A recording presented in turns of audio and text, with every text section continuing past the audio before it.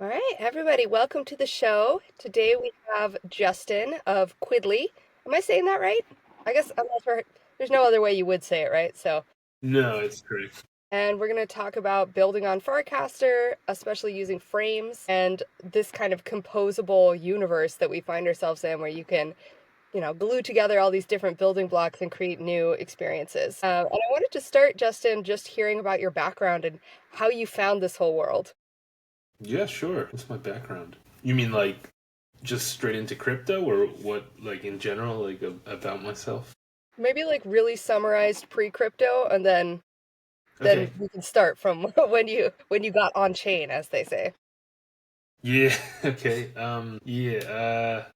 Let's see. I mean, prior I was pretty like typical. I was in like TradFi, but then moved over to tech and startups, first through e-commerce. I was working in Asia where, there was that massive boom because of I mean, pretty much a lot of the country skipped a step because of smartphones. Like that just became like the massive thing. So yeah, very smart people kind of understood things would kind of map out similarly to what had already succeeded in the US.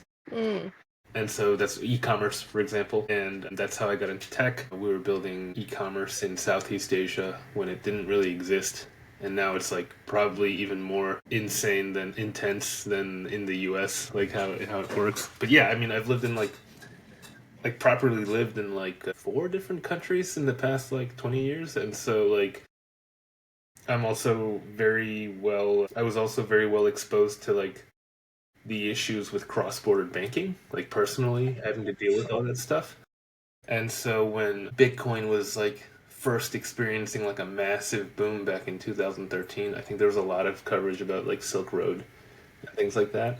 Hmm. And yeah, that kind of piqued my not the drugs and stuff, but like the whole idea of like an online currency where you could kind of where you could do e-commerce technically. That really piqued my interest, and that's when I bought my first Bitcoin just to kind of understand like what was going on.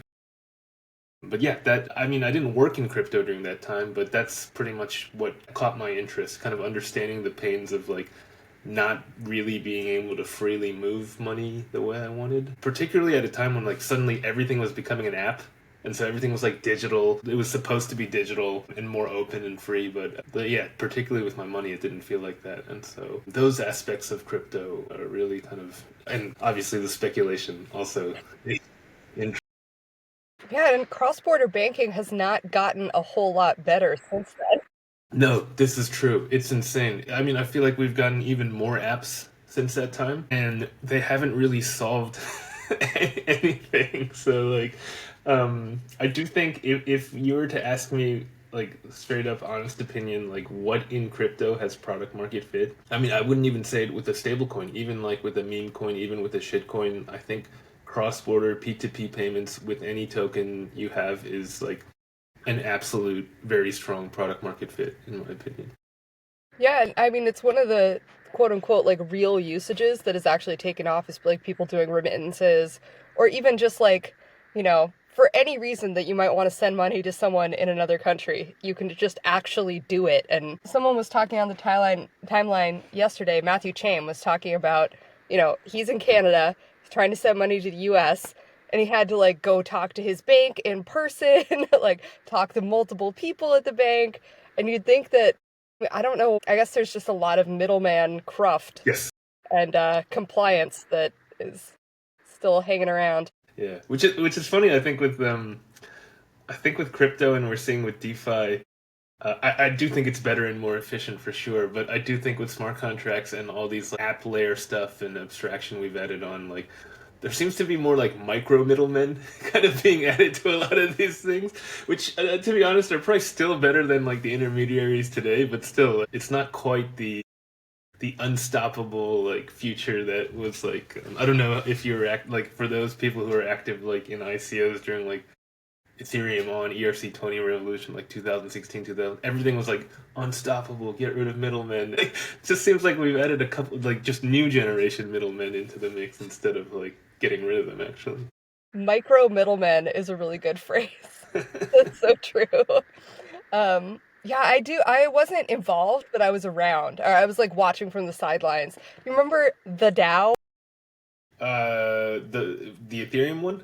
Yeah, the one that just called itself the Yeah, DAO, sure. and like immediately got hacked. That was such a fiasco. Yes, for better or for worse, I love our space. No one It's can never convince me otherwise. boring. Yeah, there's always something going on. Well, so then how did you go from like being interested and participating to actually like building in the crypto world?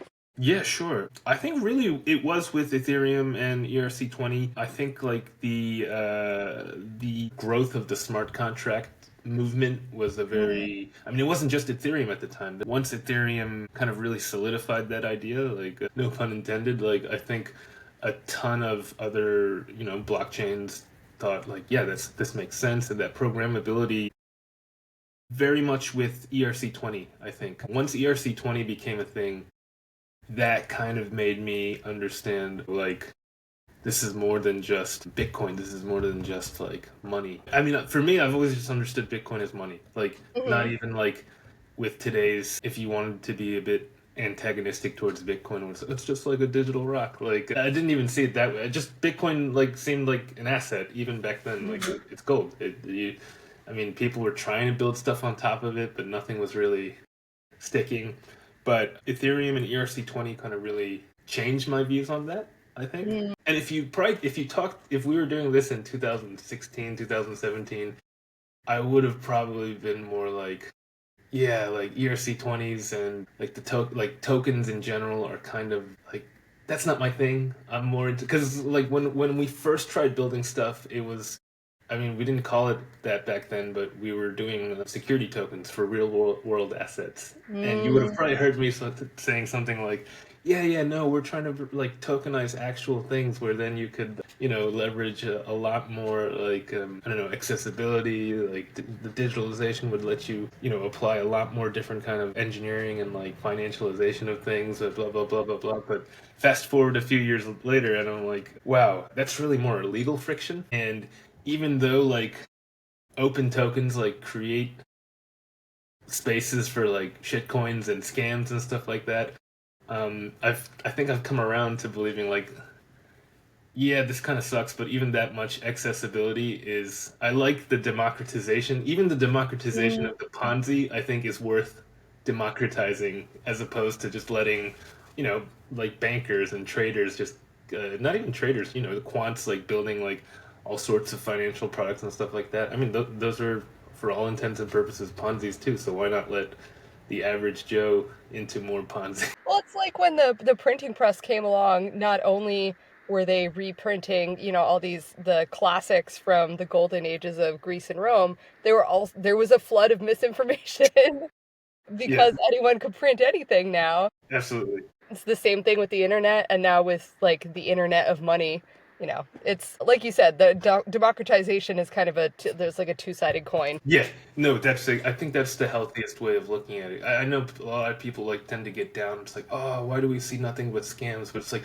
but look, like anyone can do it now, as opposed to like, and like even with the printing. I feel like with every advent of technology, more than scams, there's always like pornography. I'm sure Mm. like among the earliest things that were printed, that were video recorded, like there's always someone that's like, oh man, we could put porn on this.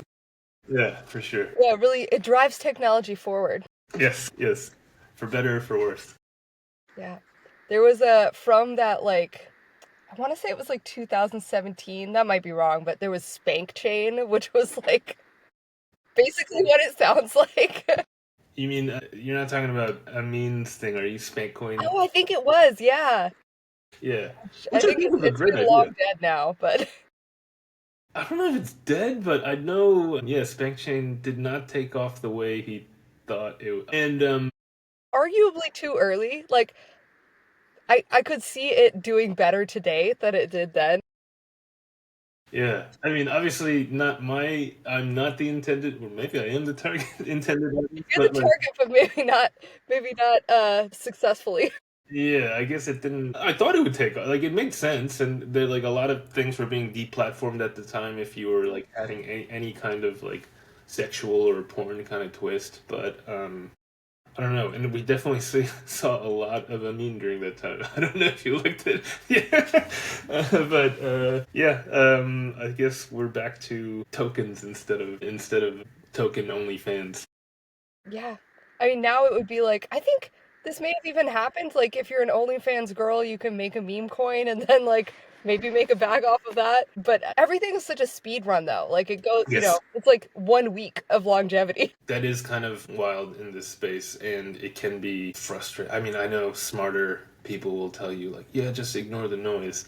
But I think if you're in the space, it's hard to resist that temptation of like chasing um, Mm, what's the latest fad? Oh, like we got if we don't do this, we're like meta. ruined. Exactly the meta. Like what is the current meta and stuff like that. I mean, it makes the industry fun for sure, but definitely makes it harder to build something sticky. Hmm. Yeah, it is. And sometimes something hits, but it only hits for like a month, and then everyone's attention moves on.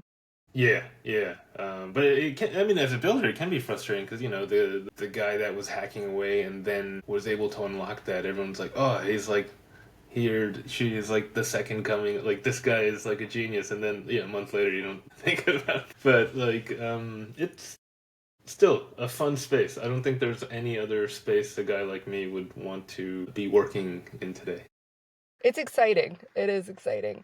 And I do like I think that amid all the froth and the scams, there is something real, which kind of is what we were talking about with the cross-border payments and just being able to do things with money without needing all these layers of permission and all this really just this old infrastructure that isn't internet native, that isn't so quick and can't be well, like actually Quidli is a good example of something that would really not be possible in the old paradigm. So, how did you come to this current project?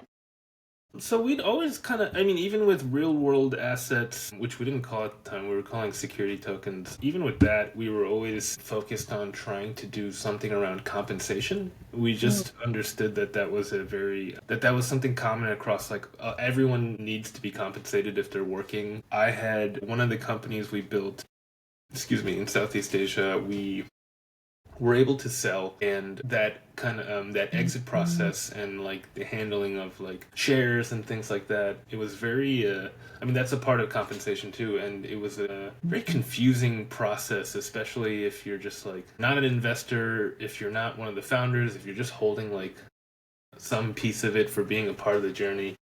It wasn't a very intuitive process, and it didn't really make much sense, even though like media and like TV shows make it seem like it's this like, oh, you're rich kind of thing. Like it's yeah, it's a long and tedious and arduous process, especially for employees.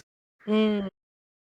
Like investors always get first takes, and then whatever's left, like the founders get a part of, and then it's like the mini shareholders after that. And so yeah, we thought we could do like ESOPs on chain, which not only just for like the distribution, but then like with DeFi and everything, you could find ways to either get liquidity faster, or maybe even just like loans, like through collateralization of the shares. Like they're not liquid, but they're worth something, so maybe you could get a loan off staking it or like lending it, or using it as collateral. So compensation, like the distribution of that, was always something we were interested in. But talking with a ton of users around that, trying to build products around that, we just got very frustrated at, as I mentioned before, it's more a legal problem.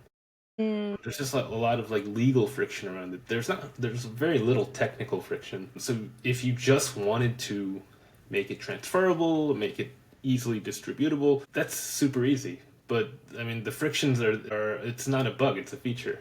Mm. And so once we kind of came around to the idea of accepting, like, all right, screw it, like fungible tokens, like just random tokens that could, somehow be accepted as a digital currency or a social currency. That's kind of when we had like the 180 on, oh, okay, maybe it makes sense why we should just work with these more like digital native assets as opposed to trying to bring something real on chain. I still do think the guys who do crack that, I think that will be a major unlock. Like I think on Solana yesterday, I heard like Franklin Templeton, like this hedge fund that's been big in crypto for a while. I think they released some index fund on Solana as a token, which is interesting, but it's still not like, yeah, these kind of financial engineering products I think are easier to do. But yeah, when you can put your house on it, when you can, I don't know, like any kind of asset you have that's real, I think that will be the major unlock. Let's see how that happens. But in any case, yeah, we still wanted to do compensation. We still thought you could do it with the web. It wasn't even Web3 back then. Like you could still do it with crypto. You could still do it with smart contracts and like tokens. Kind of the evolution of it, similar to like Merkel's approach at Farcaster. I think our intuition is it's got to be the mullet. Like you can't convince people to use wallets and dApps just for the sake of using wallets and dApps and being aware of like the cryptography, being aware of like the security measures. Like that's not how people use apps today. Like the way people use phones and computers and are extremely insecure. But I mean, it is what it is. I think it's up to the technologists to meet the general population halfway, or maybe even more than halfway. So our approach has evolved into using existing apps as front ends and then building kind of like an autonomous network for token distribution in the back, just running silently, running like without users knowing that's what it is. So that's the approach we took with our initial. It was Slack was our initial one. Discord is our biggest one today, which makes sense because there's like a ton of crypto people using these Mhm. using Discord for communication and stuff. And yeah, I mean, we think for everyone that's trying to like build the Web3 Discord killer, it's like that's not a major win for crypto. If you build something that replaces Discord, you have a mass, like a product that everyone's using then, if that's the case. And like, I think a lot of people that try to build these replacements don't fully understand what that means. It's like, yeah, we'll do a more open and decentralized Discord where you have to like maintain your own keys and stuff. And like, people aren't doing that already. Like, why do you think they would do that for Discord? So yeah, I mean, sorry, I'm kind of rambling, but yeah, that's how we got onto Quidli today. And the idea really is to combine open social graphs and smart contracts to enable these kind of more hybrid experiences, which made us start building on Warpcast when they did frames because um, it's almost already like that's like Warpcast is like a 2.5 app. It's half, Mhm. maybe even more than halfway there. It gives us access to both social graph, open APIs, and smart contracts. So it's been a very good sandbox to kind of test our next phase around. Mhm. That's kind of how our frame evolved from there. I didn't realize when I was using it, but I think you mentioned it's a V1 frame, huh? So you're working on the next iteration.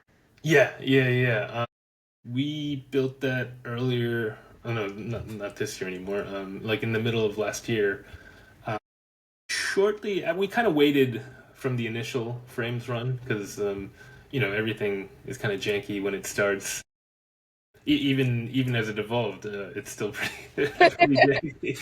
But we waited a little bit, and then we kind of understood.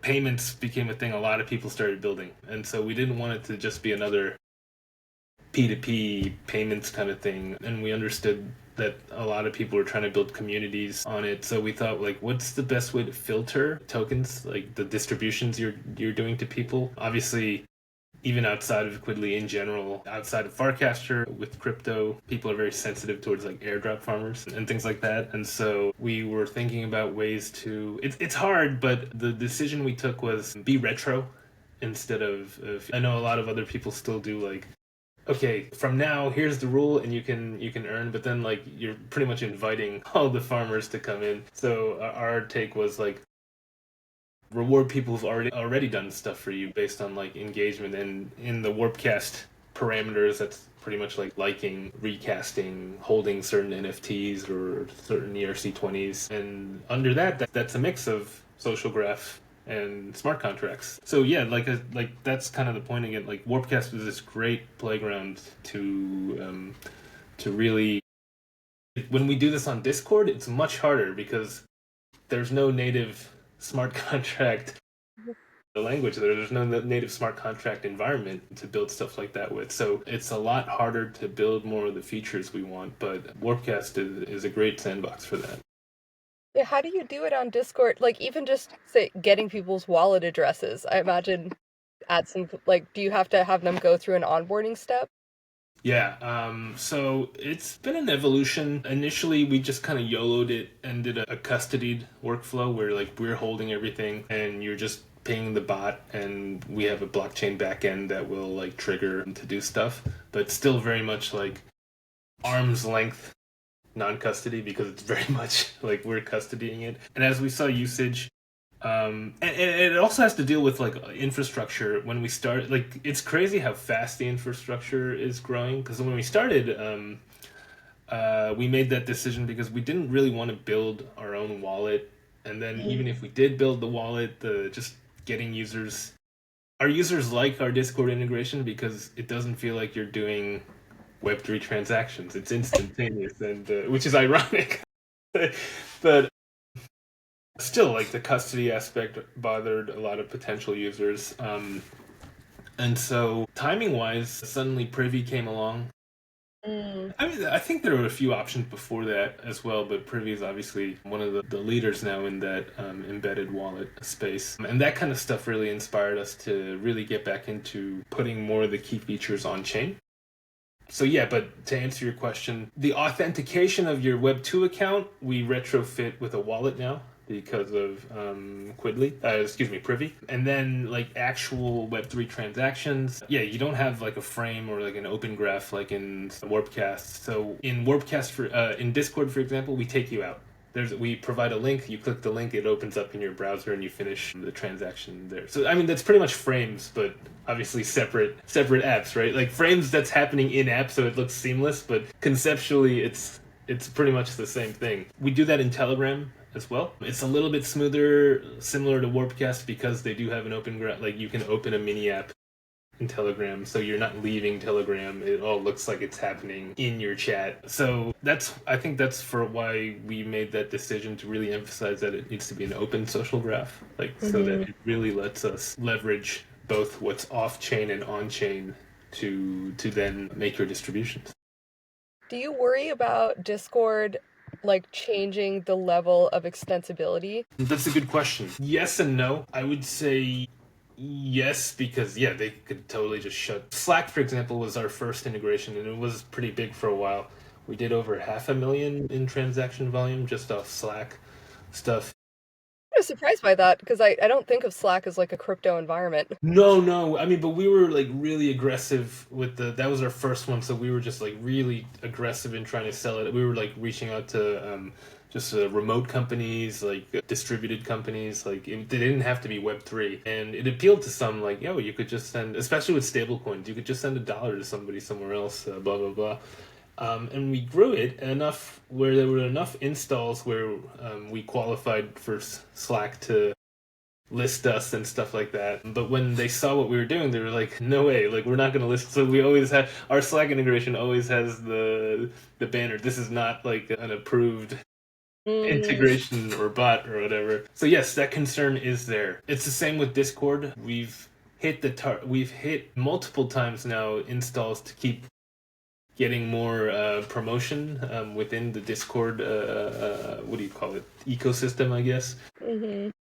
But we constantly are not able to actually take advantage of that because they've never actually answered us. Slack did answer us. We even talked to Salesforce actually for Slack because they had a big push for Web3 at one point. And so they were trying to figure out a way that we could somehow, but I think the risk was just too high for them Mm. as a big company. But Discord has never said anything to us. So it does suck, but at the same time, I mean, as long as they keep the APIs open, I don't think we care. Like that permissionless aspect is the more important stuff for us. So as long as it's open, we're okay with it. Having said that, that's why we want to move on to this next phase where we're trying to build a smart contract network in parallel so that even if like somehow Discord does block you off, all of those assets, all of those distributions that you have been making could still be run. Like, it wouldn't be as easy, obviously, if the one front end is removed, but you can still build another interface on top of it, from the web, where you could still access that wallet and make transactions that you wanted. I think that's the more like it does suck, but at the same time, as long as they keep the APIs open, I think that's like the best we can ask for. I do like they have an incentive to, since there is a lot of third-party tooling that gets used on Discord, Yes. but that was also the case like for Twitter before they shut down all the API access. So no, I hope it stays open.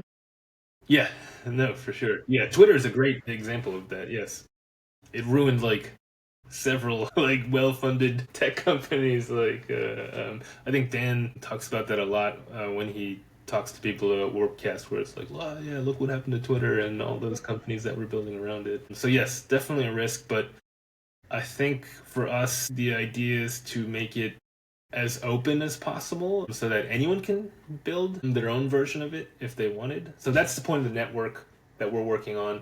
So if you wanted to launch your own Discord with your own your own Discord interface for that network and with your own workflows, you could.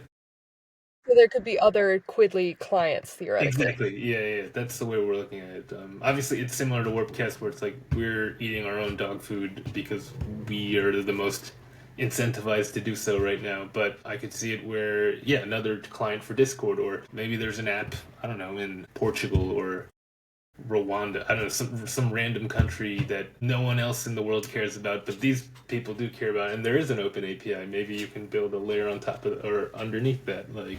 Yeah, that's kind of the goal.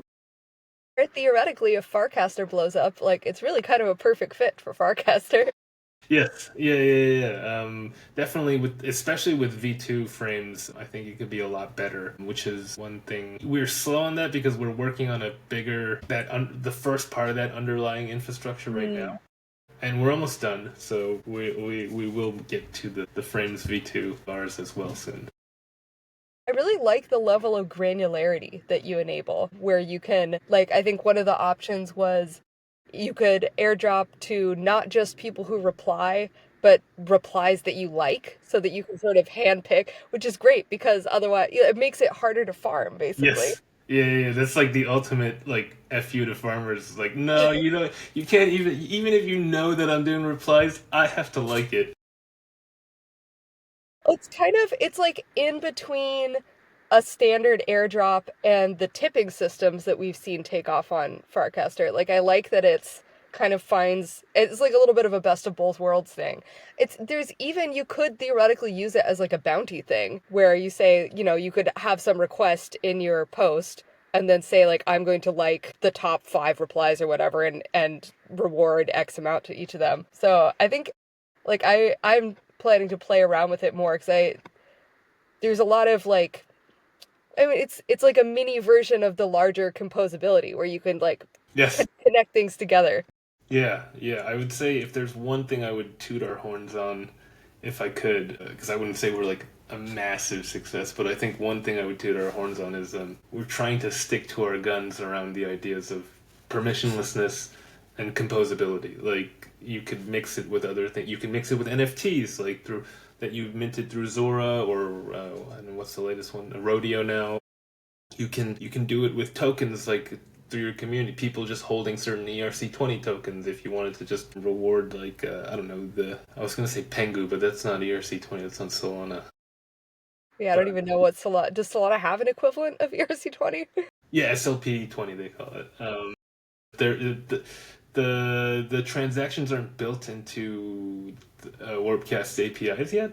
We actually did want to do stuff with Solana, just because we saw it as an open. Like everyone was building stuff for base, so I was like, oh, let's do Solana stuff. It's not as easy infra Hmm. at the moment yet. Yeah, I That mean may change. those.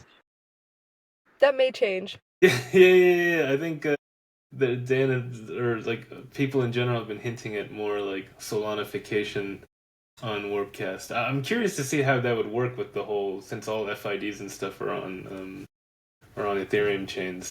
You can now. I'm not sure when the introduction of Solana addresses was. That might have been a while ago, but you can like verify your Solana address now. Yeah, so you can have a Solana address like attached to your profile. I'm not sure when it was introduced, and I'm not sure how many people have done that, but it is a thing. The Solana profile thing was a while. Yeah, I mean, I've had that since the someone even I think it was around the when the OG NFT launched. because So it's been for a long time then. someone launched their own Solana OG NFTs, and it went to everyone I think that had their Solana address listed in That the. was like 50. Yeah, I think you're right. You're not wrong. Like, because when I went to the, I think there was 15 of us who had. So those are the real OGs. Those are the OG Solana people on Farcaster. Yeah. Funnily enough, those NFTs were farmed, so the guy gave up the project. He was like, I think he wanted to do a mint, but he didn't have any restrictions on the mint, so like, I think Oh. bots just minted everything. Yeah, that's the thing about open networks is you definitely have to contend with spam. Yes, for sure. And so we'd really just like to focus on like the routing, the interfacing. Like, there's so many interesting things you could do with the distribution. But I think there are a lot of cool projects that are already doing stuff regarding like the distribution side of things, like streaming it, making it proportional. We've done a few batch smart contracts now to get this part started. But yeah, I mean, like we want to make it as composable as possible, where like people can bring their own distribution flows, building their own smart contracts and plugging it into the interface, so that then they can find the people they need to either onboard on chain or bring into their community. That's really, I think, where for us we see the bread and butter. Planning to open up the tokens that you can send. So we did actually with the. We need to change the word. Like that frame really needs to be updated. It is open. You can just enter the smart contract now. Okay. You put the smart contract and what chain it's on. We did that because of Clanker. It just became retarded. Or I don't know if I can say that today. Like where like every week there was like hundreds of tokens, and someone was like, "Hey, can you add my token? Can you add this token?" And we were like, "All right, screw it.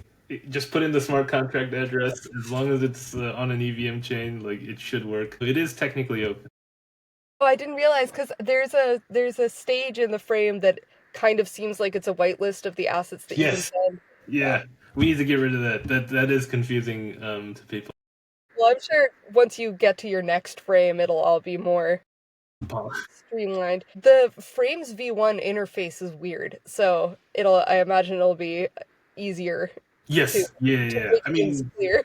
one of the reasons we didn't do it immediately was just because V2 provides just so much more freedom. Like it's just a massive overhaul of the logic we already had in place. So yeah, that just wasn't where we wanted to spend our time right now. But Yeah, yeah, V2 is like a full-fledged mini app. yes, yeah. So we've had a lot of fun with the Telegram one. So I think we are eager to get back onto the Farcaster one as well.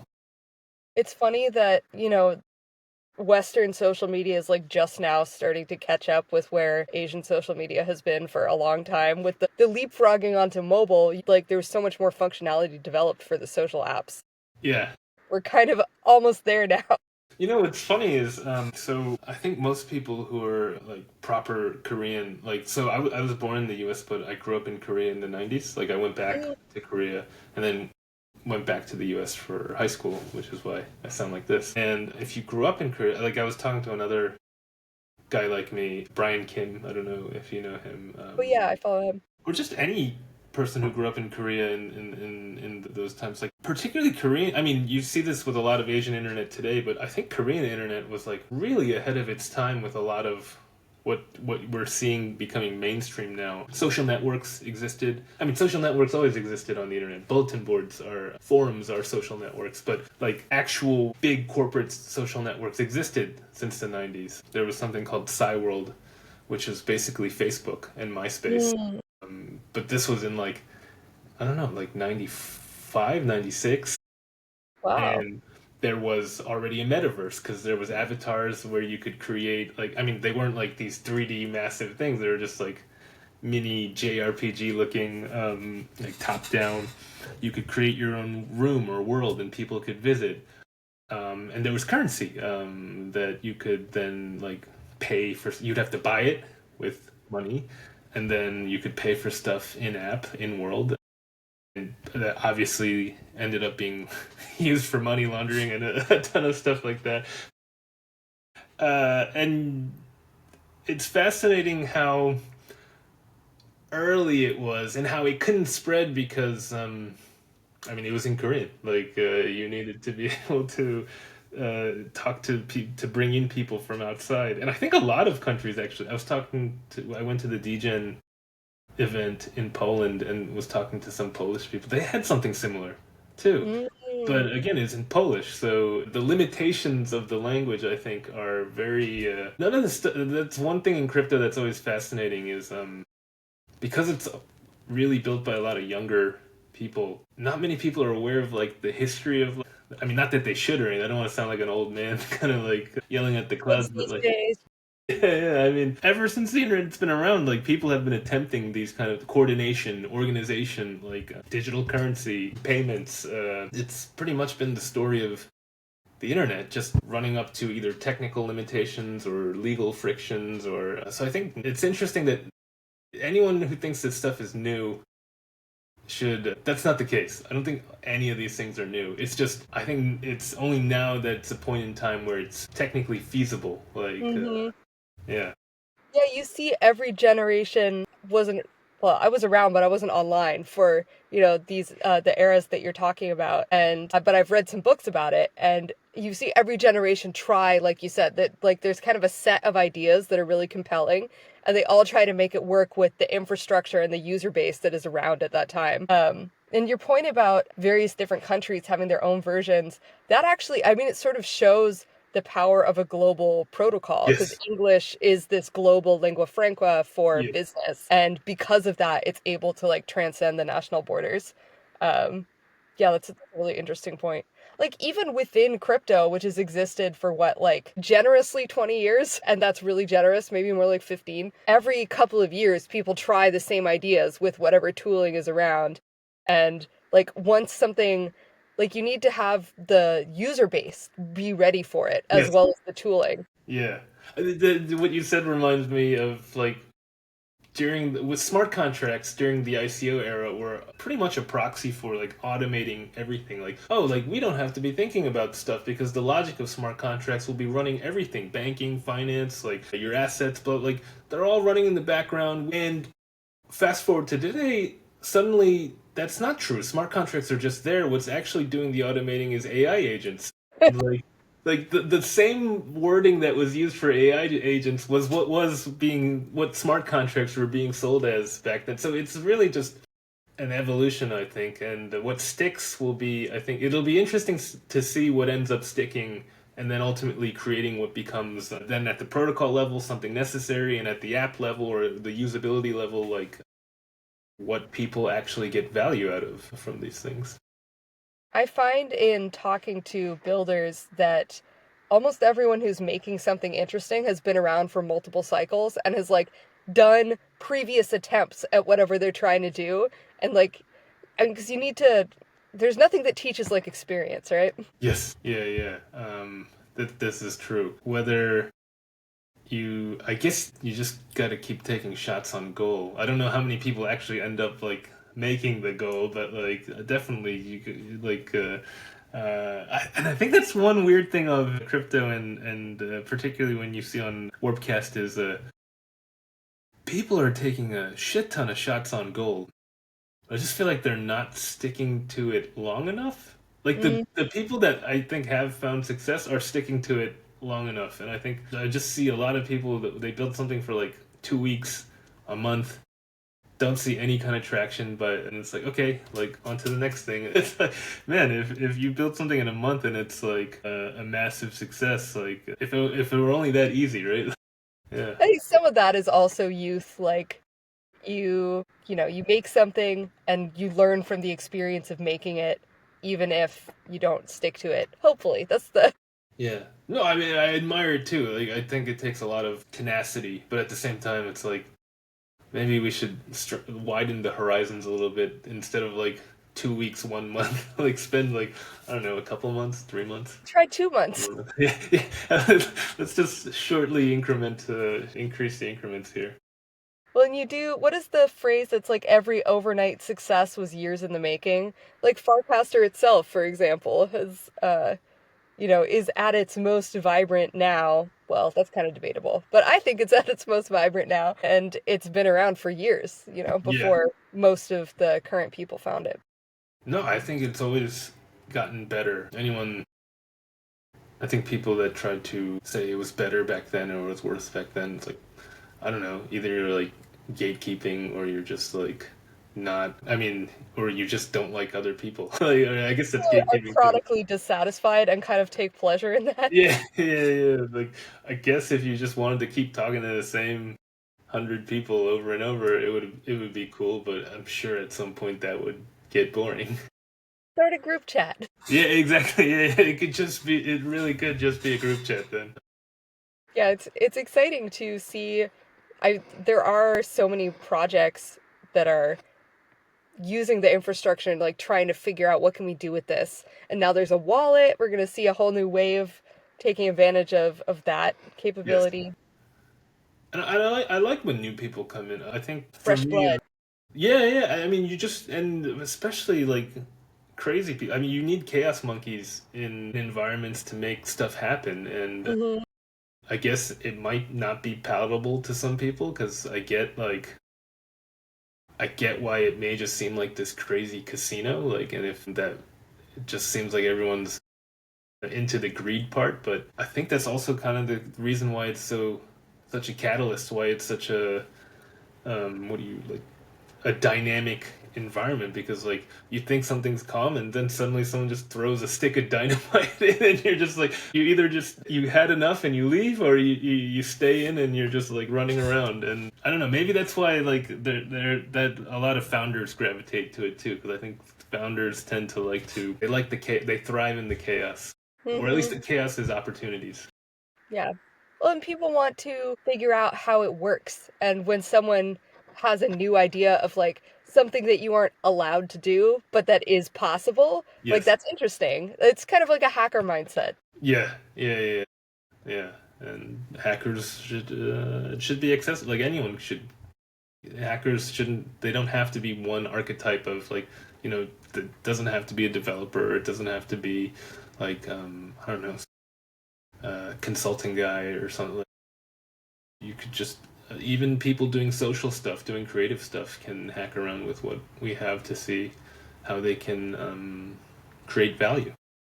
And having all these building blocks available makes it more accessible to create things, which is exciting. 100%. Yeah, yeah, absolutely.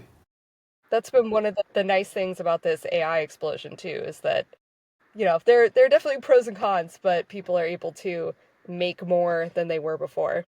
Yeah, yeah, openly. I think it's hard to talk about because I think people that creates kind of the less palatable stuff that people tend to complain about. But like you said, I think it is kind of amazing that more and more individuals can build their own flywheels. Like if something works, it works.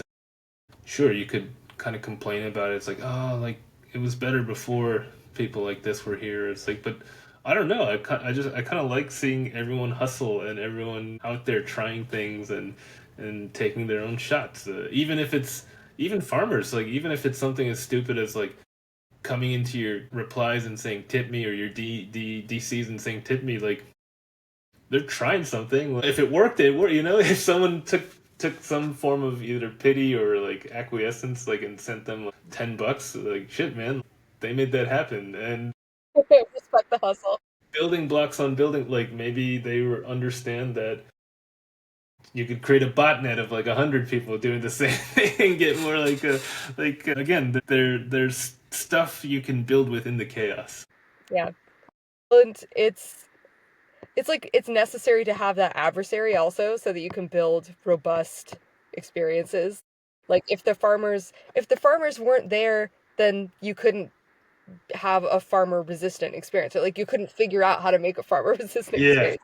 And also, I don't know, it's just like it's a fact of life. it's a fact, exactly. Yeah. In the end, we need each other. Like even the farmers add some kind of value. That like maybe Dan won't count them as a Q DAO, but I'm sure in his metrics he's counting every single one. Like we all need each other. Like it can't just be like wannabe thought leaders, thought boys, like like doing stuff. You need audiences. You need people kind of like in the replies. You need Mhm. those.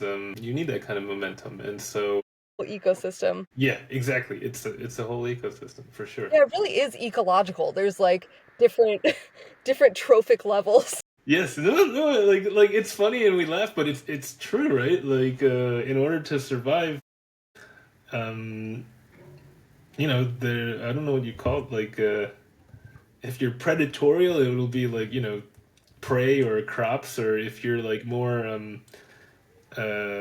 ecological, it's that ecosystem of like different types of people that are required to for an ecosystem to thrive.